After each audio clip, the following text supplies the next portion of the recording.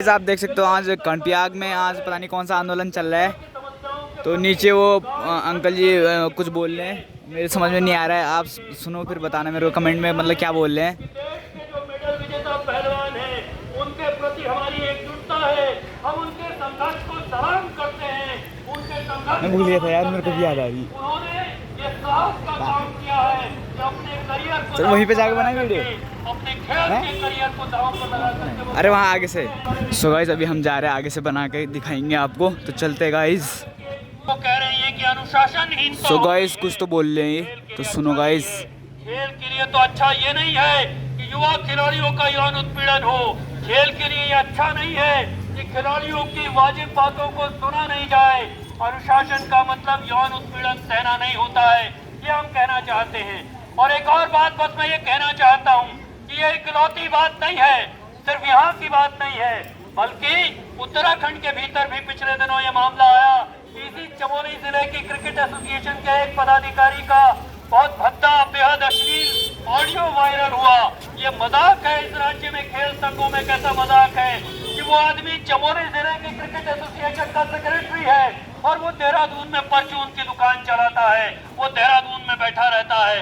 तो ये खेल संघों के भीतर यौन अपराधियों की जो भीड़ खड़ी हो गई है, हमारी ये मांग है कि इन यौन अपराधियों से खेल संघों को मुक्त करना चाहिए, इन यौन अपराधियों से समाज को मुक्त करना चाहिए। और ये विडंबना है कि हर बार जब भी महिलाओं के साथ, लड़कियों के साथ हिंसा होती है तो भारतीय जनता पार्टी की राज्य की सरकार हो, भारतीय जनता पार्टी की केंद्र की सरकार हो, वो हमेशा यौन अपराधियों के पक्ष में खड़ी रहती है। वो उन्नाव हो, वो कठुआ हो, वो हाथरस हो, वो हमारे यहाँ अंकिता भंडारी का प्रकरण हो, सब जगह हर बार भारतीय जनता पार्टी की सरकार यौन अपराधियों के साथ, यौन हिंसा करने वालों के साथ खड़ी है। इसलिए जो लोग ये समझते हैं कि समाज में महिलाओं की स्वतंत्रता, बेटियों की स्वतंत्रता सुरक्षित रहनी चाहिए, उनको गरिमामय जीवन जीने का अधिकार उनका सुरक्षित रहना चाहिए, उनको जो मर्जी करियर वो चुनना चाहे वो चुनने का अधिकार बना रहना चाहिए, तो तमाम लोगों को इस लड़ाई में शरीक होना चाहिए, इस लड़ाई में शरीक शामिल होना चाहिए। अपनी आवाज हो सकता है आप में से बहुत सारे लोग चौराहे पर ना आ सकें, लेकिन अपनी आवाज को जहां से उठा सकते हैं वहां से उठाइए। इन यौन उत्पीड़नकारियों का संरक्षण करने वालों के चेहरे बेनकाब कीजिए, उनके खिलाफ लड़ाई को आगे बढ़ाइए। ये कहते हुए और बातचीत के इस क्रम को आगे बढ़ाते हुए हमारे बीच में कांग्रेस पार्टी के जिला अध्यक्ष भाई मुकेश नेगी जी हैं। मैं उनसे निवेदन करता हूं कि वो आए और अपनी बात रखें। भाई मुकेश नेगी जी।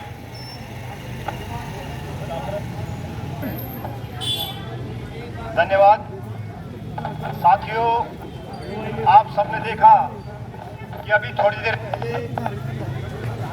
सब लोगों ने थालियां बजा करके इस गूंगी बहरी सरकार और इस सरकार के मुखिया हमारे देश के प्रधानमंत्री नरेंद्र मोदी जी की नींद को तोड़ने का, उनकी चुप्पी को तोड़ने का एक प्रयास हमारे कर्णप्रयाग के अंदर हमारे जागरूक समाज सेवी लोगों ने और जो विभिन्न राजनीतिक दलों के लोग हैं, जो व्यापार संघ के पदाधिकारी हैं, इन सब ने एक प्रयास किया। और जैसा कि बड़े भाई हमारे भाई इंद्रेश मैत्री जी ने अभी आपके सामने सारी बात विस्तार से रखी।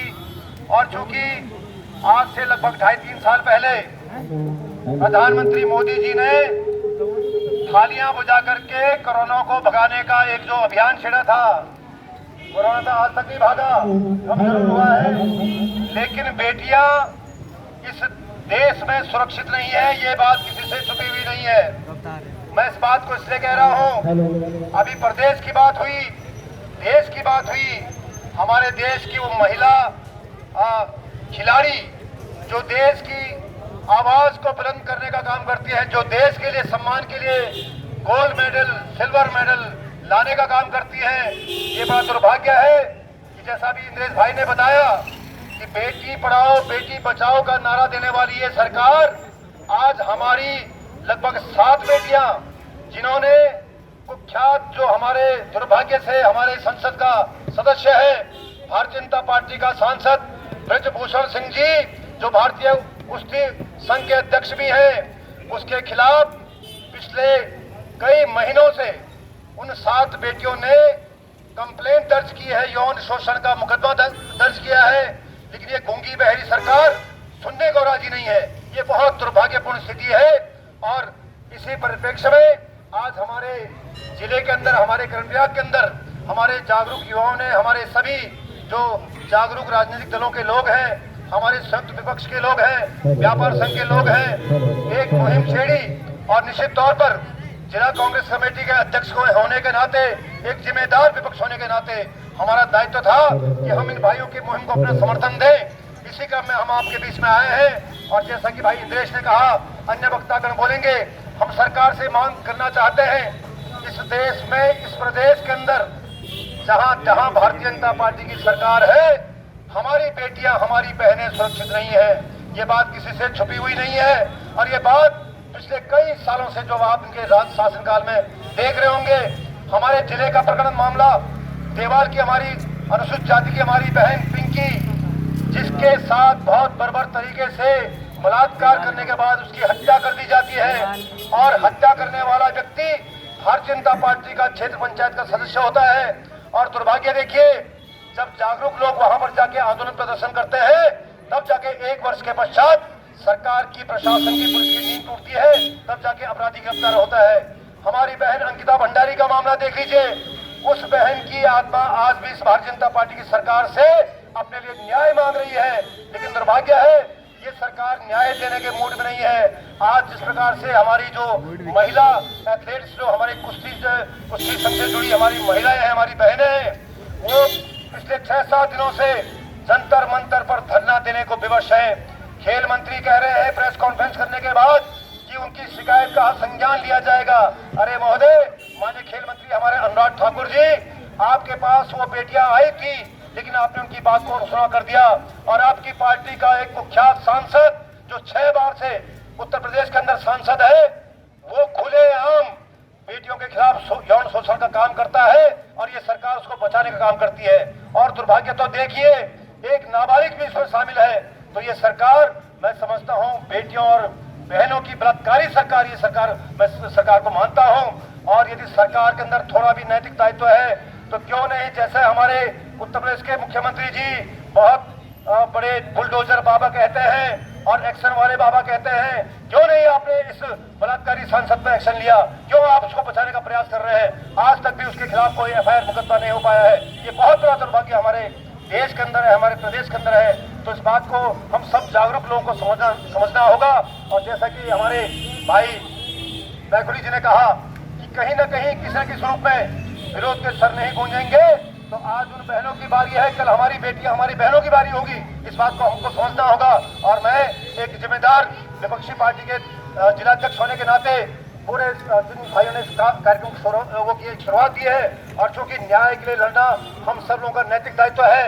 हम लोग लोकतांत्रिक देश में रहते हैं, और यदि हम प्रताड़ना को, तानाशाही को झेलेंगे, तो हमसे बड़ा कमजोर कोई नहीं होगा, क्योंकि हम लोकतांत्रिक देश के निवासी हैं। और निश्चित तौर पर हमारा संघर्ष और हमारा ये जो लड़ाई है उन बेटियों, उन बहनों के साथ है। हम चाहते हैं कि शीघ्र सरकार इस बात का संज्ञान ले। माननीय प्रधानमंत्री जी, अभी हमारे सभी साथियों ने थाली बजाकर आपकी नींद को तोड़ने का काम किया है।